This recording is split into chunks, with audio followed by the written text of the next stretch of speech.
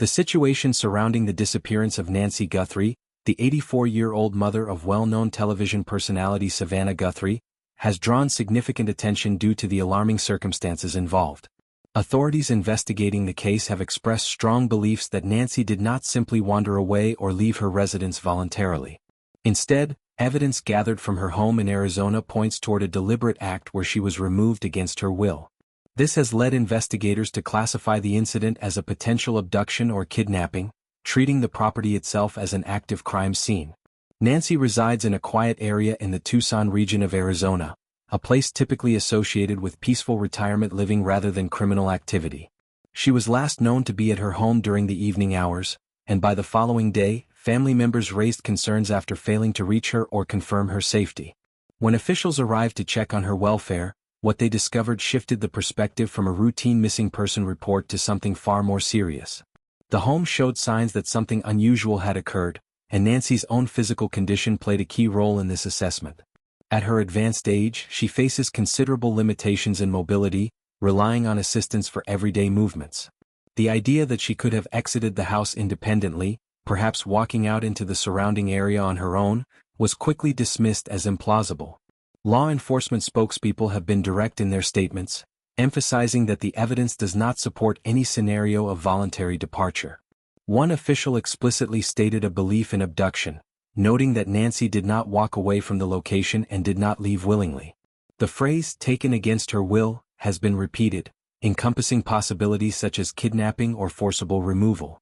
Investigators pointed to specific indicators at the scene, details that remain under close examination but collectively suggest foul play. These could include disturbances in the home's interior, signs of forced entry or struggle, or other forensic elements that contradict the notion of her simply stepping out for a walk or errand. The sheriff leading the department reinforced this view, describing the property as a processed crime scene and affirming that Nancy is considered a victim of criminal activity. The emotional toll on the family, particularly Savannah Guthrie, cannot be overstated. As a prominent figure in morning television, Savannah has built a career on connecting with audiences through warmth, empathy, and professionalism. Now facing a personal crisis of this magnitude, she has shared heartfelt appeals for information and assistance from the public.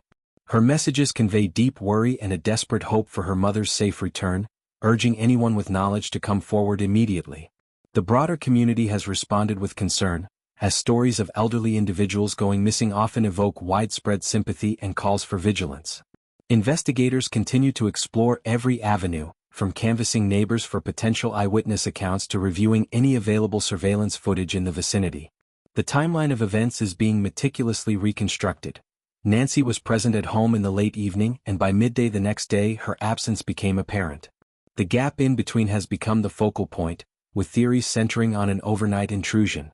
Given her limited mobility, the notion of her being carried or transported out without consent aligns with the physical realities of the situation. Authorities have stressed the urgency, appealing directly for the persons responsible to release her unharmed and contact them without delay. This case highlights broader issues surrounding the vulnerability of seniors living alone, especially in suburban or semi-rural settings where quick response times can be challenging. It serves as a sobering reminder of how quickly a routine day can turn into a nightmare, prompting discussions on safety measures like home security systems, regular check-ins with family, and community watch programs. For now, the primary goal remains Nancy's safe recovery, with every resource directed toward piecing together what happened and bringing her home. The investigation proceeds with determination, driven by the conviction that this was no accident but a crime requiring resolution.